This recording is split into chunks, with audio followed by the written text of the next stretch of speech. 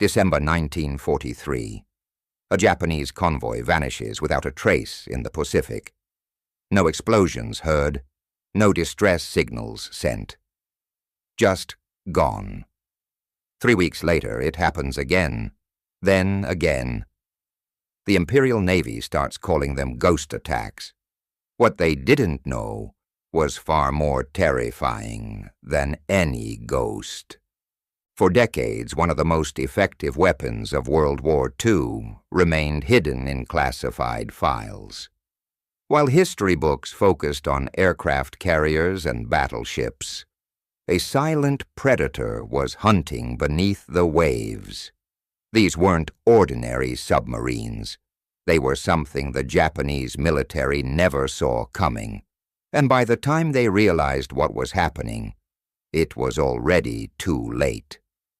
This is the untold story of how small boats launched from the darkness changed the course of the Pacific War.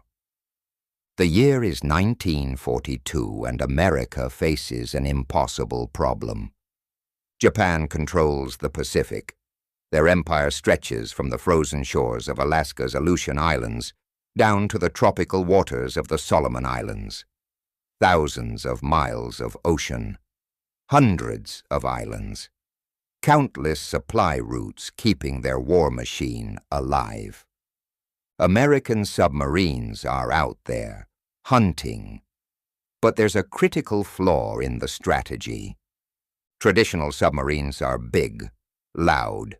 They need to get close to fire torpedoes, and getting close means getting detected. Japanese destroyers have become experts at hunting them down. Depth charges rain from above. Submarines are forced to dive deep, losing sight of their targets. By the time they resurface, the enemy convoy has vanished into the vastness of the Pacific. Even worse, many Japanese supply operations happen in shallow coastal waters, near harbors, in narrow channels between islands. Places where a full-sized submarine simply cannot go without risking everything. The ocean floor rises too quickly. There's nowhere to hide if things go wrong. One mistake and you're trapped, sitting on the bottom, waiting for depth charges to find you. Admiral Charles Lockwood sits in his office in Pearl Harbor, staring at maps covered in red circles. Each circle represents a failed mission.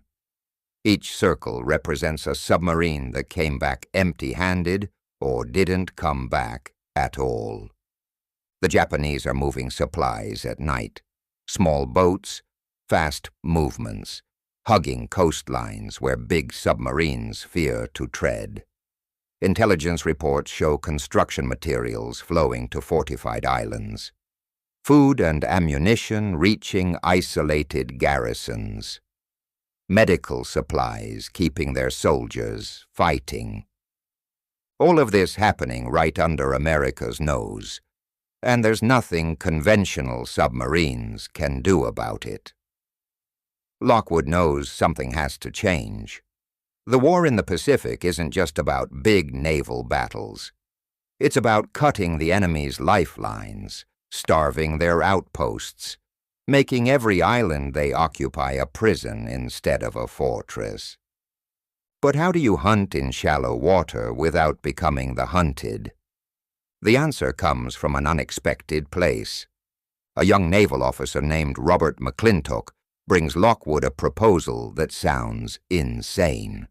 He wants to hide small boats inside submarines, not just carry them on deck where everyone can see them. Actually, hide them. Fold them up, store them in special compartments, then deploy them in enemy waters under cover of darkness. Lockwood's first reaction is skepticism. Submarines are already cramped. Every inch of space matters. Storing boats means sacrificing something else. Torpedoes, maybe, fuel, food for the crew. But McClintock keeps talking, and slowly the idea starts making sense. These wouldn't be regular boats. They would be compact, inflatable rafts with small engines, silent when paddled, fast when motors ran, small enough to slip into harbors undetected, expendable if necessary. And the crews? They would be volunteers, men willing to climb into a rubber boat in enemy waters, miles from safety, and complete missions that regular submarine operations couldn't touch. The concept has a name: Special Operations. But it needs testing. It needs men crazy enough to try it. And it needs absolute secrecy, because if the Japanese discover what America is planning, they'll adapt. They'll station guards everywhere. They'll light up every coastline. The element of surprise is everything. Training begins in early 1943 at a classified location in California. The Navy selects submarine crews known for their nerve, not just skill, nerve, because what they're about to do goes against every instinct a submariner develops. Submarines survive by staying hidden, staying deep, staying away from shore. This new mission requires the opposite: get close, surface in enemy territory, launch small boats full of men into the unknown. The boats themselves are engineering marvels for their time. They're called life rafts in official documents, but that's misdirection. These aren't lifeboats. They're assault craft designed to look harmless. Collapsible rubber construction means they store flat. A single raft, fully deflated, takes up less space than 2 torpedoes. But inflated and equipped, it becomes a platform for reconnaissance, sabotage, and even direct combat. Each boat carries a small outboard motor, barely louder than a whisper when running at low speed. Paddles for silent approach. Weapons ranging from Thompson submachine guns to explosive charges. And most importantly, radios to stay in contact with the mother submarine waiting offshore. The men training to use them come from different backgrounds. Some are experienced sailors. Others are former fishermen who know small boats intimately. A few are chosen simply because they don't panic under pressure. They practice night launches until they can do it blindfolded, literally, because on moonless nights in enemy waters, you might as well be blind. Step 1. Submarine surfaces just enough to open the deck hatches. Waves crash over the hull. Wind tears at anything not tied down. Step 2. Crew hauls the folded raft topside. 30 seconds to position it, another 30 to inflate using compressed air canisters. Step 3. Equipment passes up through the hatch. Weapons, radio, supplies, everything waterproofed, everything secured. Step 4. The team climbs out. 4 men typically, sometimes 5. They slide into the raft while the submarine wallows in the swell. Step 5. Cast off. The submarine dives immediately, disappearing beneath them. Suddenly the team is alone in the darkness, miles from friendly territory, with nothing but a rubber boat between them and the ocean. First time anyone does this for real. The fear is overwhelming. Training helps, but training happens in safe waters with rescue boats nearby. The real thing means no safety net. If something goes wrong, if the submarine takes damage and can't return, if enemy patrol boats appear, the men in that raft are on their own. But fear becomes focus. Fear becomes careful planning. The first operational mission launches in August 1943. Target: a small Japanese-held island in the Solomon chain. Intelligence reports indicate a supply depot and possible radio station. Standard submarine approach is impossible because coral reefs surround the island, and the water is too shallow for a submerged approach. The submarine USS Nautilus takes the assignment. Nautilus is a big boat, one of the older fleet submarines, with enough space to modify for special operations. Engineers weld storage compartments onto the deck. The rafts slide in, protected from waves and detection. 3 weeks of transit across the Pacific. The crew grows tense. They know what's coming. Night falls on the target date. The submarine creeps toward the island, running on battery power, silent as death. 2 miles offshore, Nautilus surfaces. Hatches crack open. The Special Operations Team moves fast. Raft inflated, equipment loaded. 4 men drop into the boat. Lieutenant James Harris leads the team. He's 26 years old and volunteered because, in his words, sitting in a submarine shooting torpedoes seemed too distant from the actual fight. Now, as the submarine vanishes beneath him, Harris wonders if he made a mistake. The island is a dark shape against slightly less dark sky. No lights visible. That's good and bad. Good because it means no alert defenses. Bad because it means they're navigating blind. They paddle. No motor yet. Too much risk of being heard. The ocean is never truly silent. Water slaps against the raft. Somewhere in the distance, waves break on the reef. Harris listens for engines, for voices, for any sign they've been spotted. Nothing. Closer now. The island's silhouette grows. They can make out individual trees against the stars. 500 yards from shore, they stop. Harris uses binoculars to scan the beach. Movement. 2 figures. Sentries, probably, walking a patrol route. The team waits. Patience is survival. 20 minutes pass. The sentries disappear around a headland. Go, Harris whispers. They paddle hard now, racing to cover the distance before the sentries return. The raft scrapes onto sand. All 4 men leap out, dragging the boat into vegetation. Mission Phase 2 begins. Their objective isn't combat, it's information. They need to confirm what's on this island, count any visible supplies, locate the radio station if it exists. Moving through jungle at night is a special kind of nightmare. Every sound seems amplified. Every shadow could be an enemy soldier. Harris's team spreads into a loose formation, each man watching a different direction. They find the supply depot within 30 minutes. It's smaller than expected. Crates stacked under camouflage netting. Maybe 20 tons of material. Rice bags, ammunition boxes, medical supplies marked with red crosses. Harris makes notes, sketches a quick map. Then they hear it. Voices. Close. Coming closer. The team freezes. Japanese soldiers, at least 6 of them, walking directly toward the depot. There's no good option.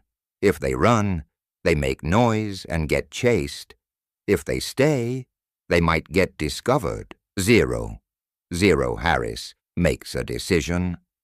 They melt into the undergrowth, pressing themselves flat, weapons ready. The Japanese soldiers are talking casually. One of them laughs. They're not on alert. Just another routine patrol checking on supplies. 15 feet away, 10 feet. One soldier stops, looking directly at where Harris is hiding. Time stretches. Harris's finger tightens on his Thompson's trigger. The soldier lights a cigarette. The match flare destroys everyone's night vision for a moment. Then he keeps walking. The patrol passes. Harris counts to 100 before he allows himself to breathe normally. They complete the reconnaissance, photograph what they can with a specially designed silent camera, then retreat to the raft. Paddling back out through the reef is somehow worse than coming in. Every moment, Harris expects searchlights to snap on, tracers to start flying. But they make it. 2 miles offshore, they use the radio. "Sunfish, this is Minnow. Package delivered. Coming home." 20 minutes later, the submarine surfaces. The team climbs aboard, raft deflated and stowed, submarine diving again. Total time on the island, 3 hours. Intelligence gathered, priceless. 1 week later, American bombers hit that supply depot. The Japanese never understood how the Americans knew exactly where to strike. Harris's mission proves the concept. More submarines get modified, more teams train. But success brings escalation. The Japanese start noticing a pattern. Supplies disappear. Outposts get hit with suspicious accuracy. They increase patrols. They start using searchlights randomly. They position guards in unexpected locations. The ghost attacks need to evolve or die. Enter a man named Richard O'Kane. O'Kane is already legendary among submariners. Aggressive, brilliant, completely fearless. He takes command of USS Tang with specific orders. Push the special operations concept further. O'Kane doesn't just want reconnaissance. He wants direct action. His first enhanced mission targets a Japanese convoy assembly point in the Philippines. Intelligence shows that small cargo ships gather in a protected bay before making runs to forward bases. Traditional torpedoes would work, but they'd also announce America's presence. Stealth dies the moment the first torpedo explodes. O'Kane proposes something different. Get the raft team close enough to plant limpet mines on ships in harbor. Magnetic explosives that stick to hulls. Timed fuses that detonate hours after the team escapes. High risk, high reward. Tang arrives offshore in October 1943. The bay entrance is narrow, heavily patrolled. Getting a submarine in would be suicide. But a small raft at night. Maybe. The team this time includes a demolitions expert, a former commercial diver who knows how to work underwater in darkness, and 2 submarine crew members chosen for their swimming ability. They launch 5 miles from the harbor. The plan is to motor most of the way, then paddle for the final approach. Everything goes perfect until it doesn't. 3 miles out, the outboard motor coughs and dies. Fuel line problem, salt water contamination. Doesn't matter why, it's dead.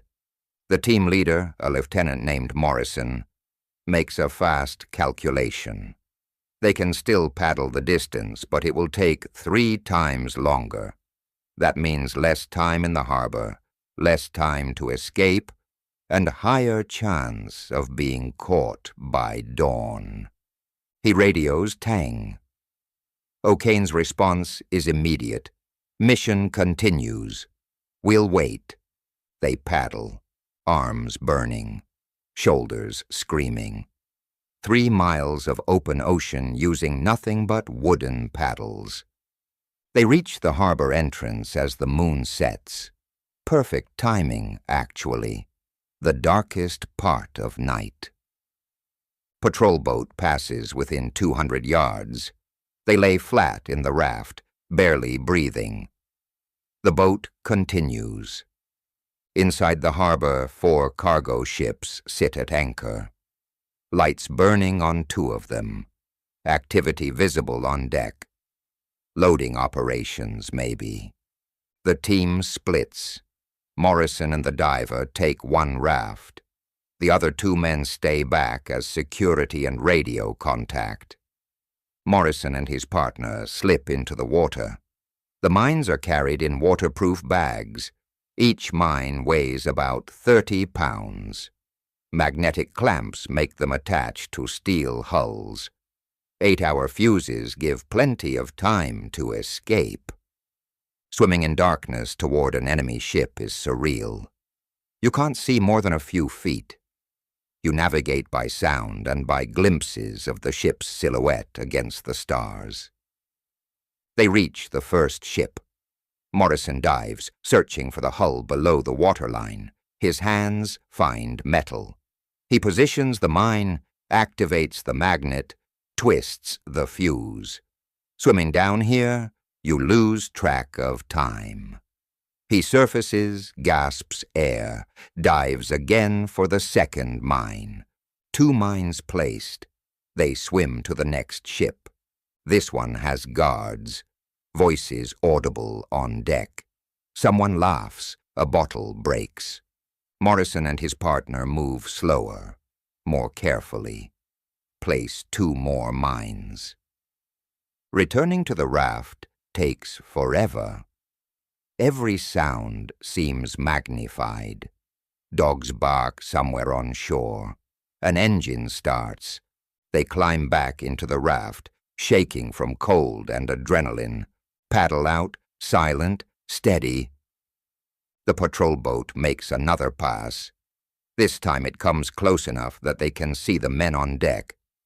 Japanese sailors, tired, probably bored. One yawns. The raft drifts past, unseen, clear of the harbor, 3 miles back to Tang. Arms already exhausted from the trip in. Now they have to paddle the same distance back. Morrison keeps rhythm, steady strokes. Don't think about the pain. Don't think about what happens if those fuses malfunction and explode early. Dawn is coming. The eastern sky shows the first hint of gray. They radio Tang. "We're coming. We're exposed. Need pickup now." O'Kane brings Tang to the surface, barely breaking the water line. The raft team collapses onto the deck. Submarine dives immediately. 8 hours later, from 70 miles away, they listen on the radio. Japanese emergency transmissions, explosions in the harbor, 2 ships sinking. Chaos. The Japanese report sabotage but can't explain how it happened. No enemy submarines were detected. No aircraft appeared. The ships just exploded. Ghost attacks. Word spreads through the Japanese Navy. Harbors aren't safe. Ships at anchor aren't safe. Nowhere is safe. They increase security everywhere, which pulls resources away from other areas. More guards means fewer combat troops on the front lines. More patrol boats means less fuel for combat operations. The psychological impact is enormous. But the missions get harder. By early 1944, the Japanese are paranoid. They drop depth charges randomly. They send patrol boats on unpredictable routes. They install underwater detection equipment in major harbors. And then the Japanese get lucky. February 1944. A raft team from USS Greenling launches for a reconnaissance mission near Truk, Japan's most powerful base in the Central Pacific. The mission goes bad fast. Japanese patrol boat appears without warning.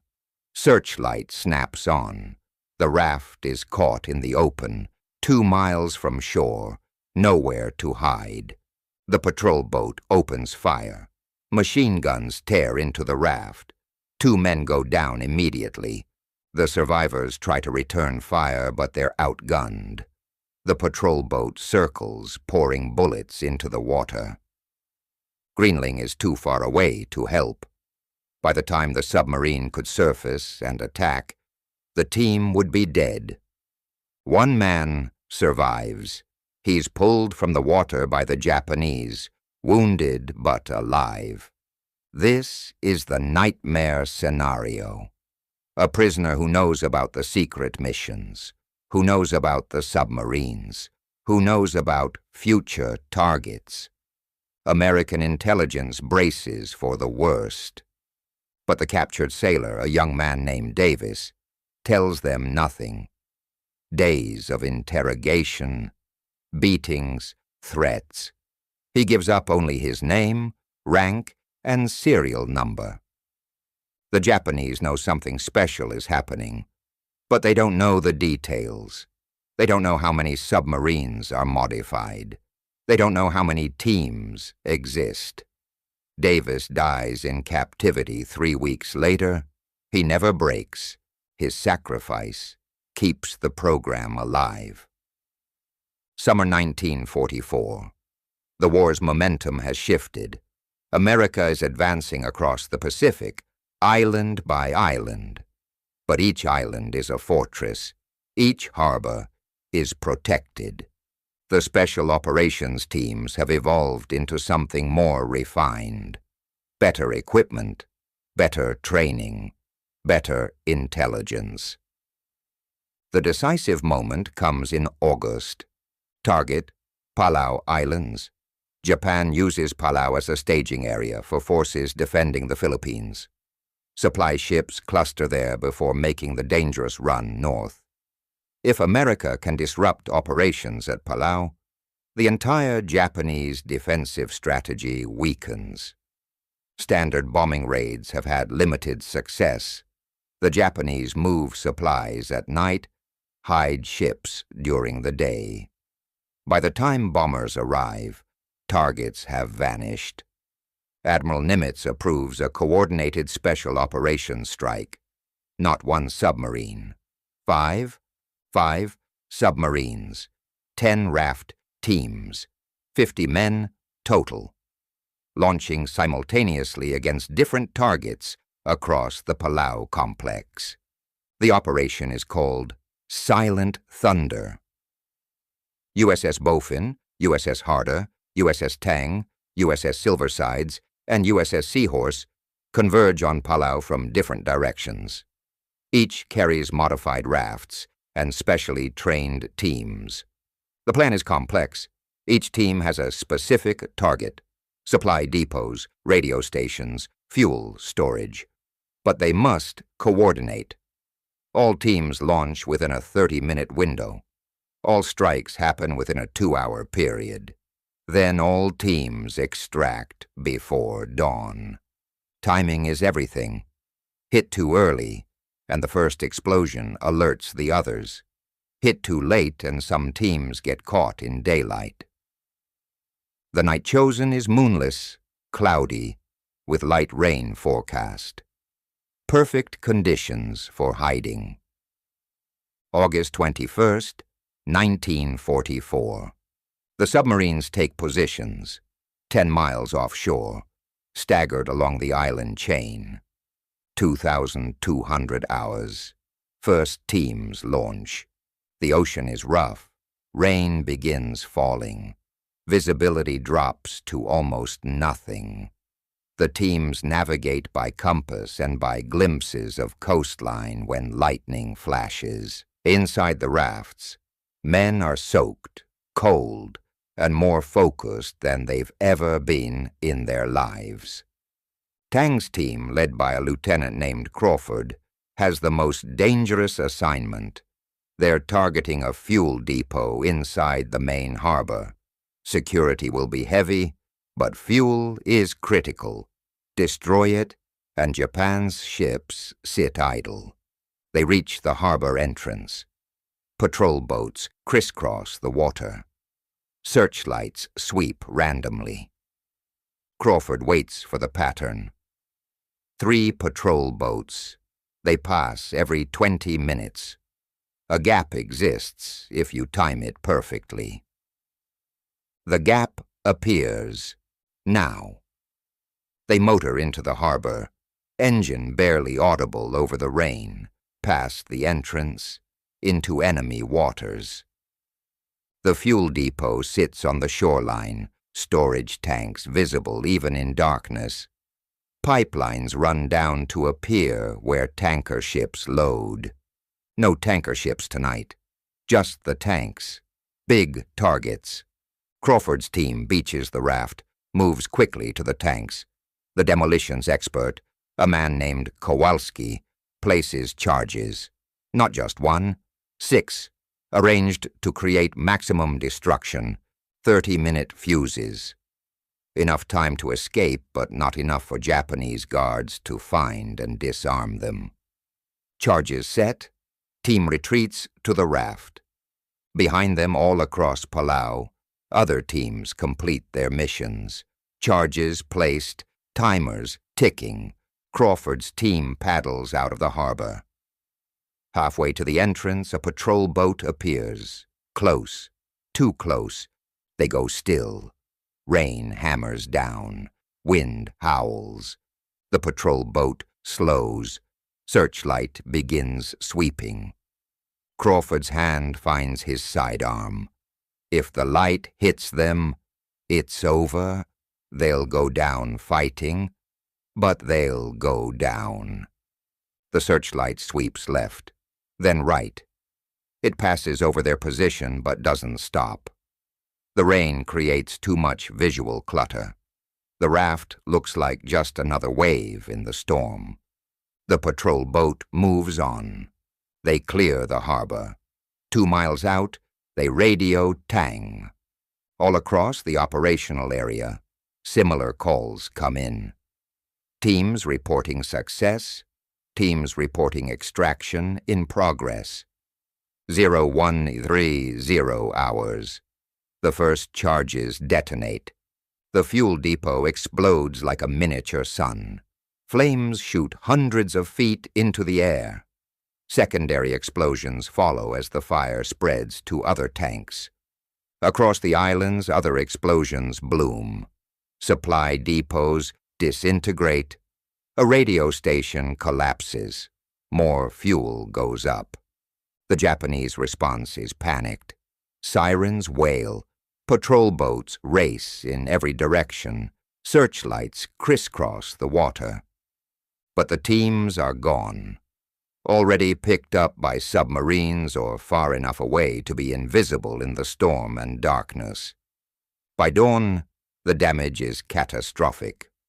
Palau's capability to support operations is gutted. Thousands of tons of fuel destroyed. Supply chains broken. Communications disrupted. Japan rushes reinforcements to Palau, pulling resources from other areas.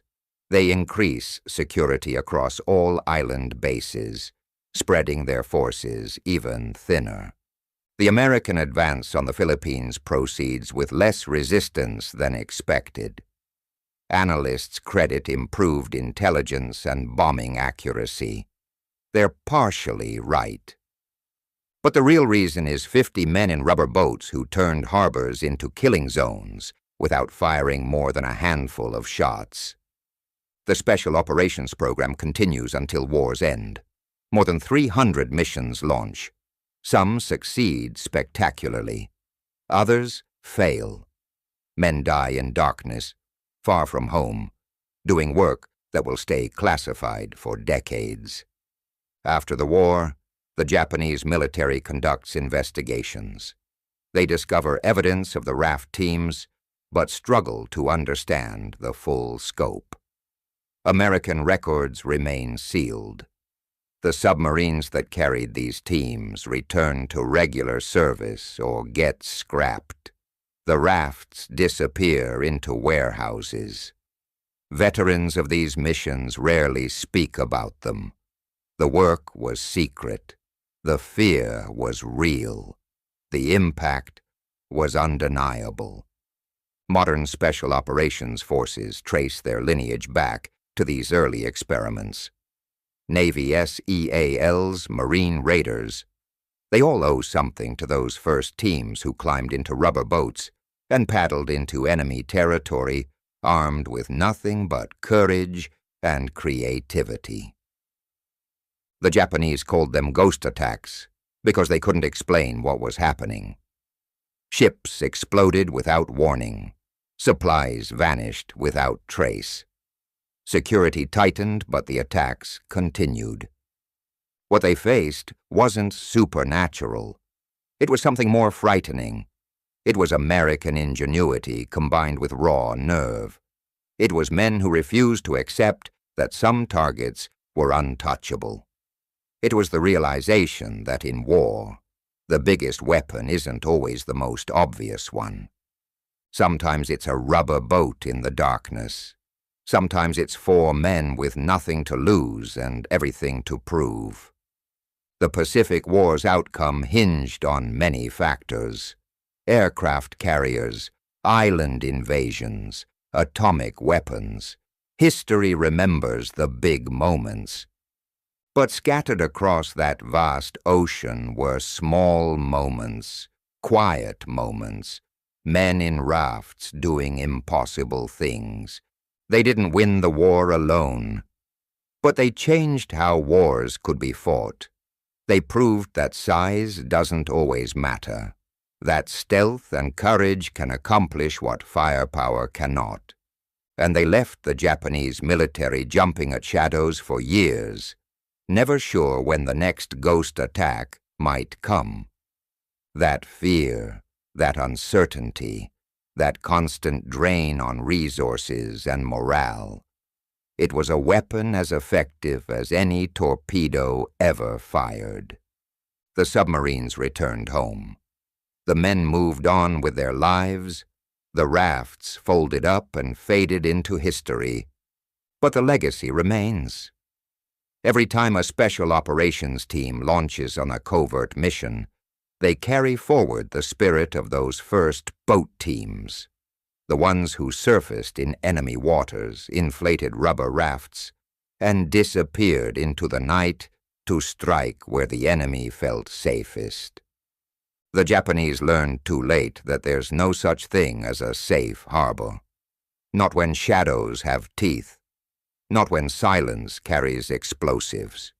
Not when determined men refuse to accept the word impossible. By the time they understood what was happening, the war had already turned against them. The ghost ships had done their work. The secret American lifeboats had accomplished their mission. And the enemy never saw them coming. If you want more hidden stories from World War II, check out the next video.